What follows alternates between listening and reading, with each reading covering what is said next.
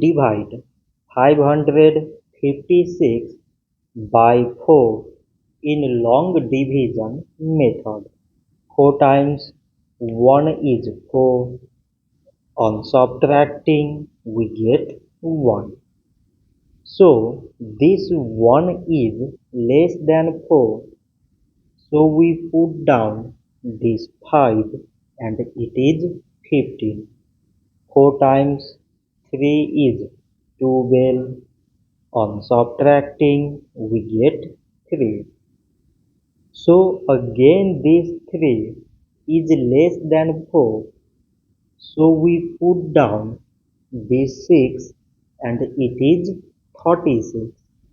4 times 9 is 36. On subtracting, we get Z.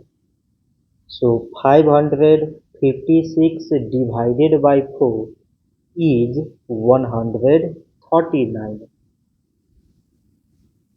So this much for today and thanks for watching.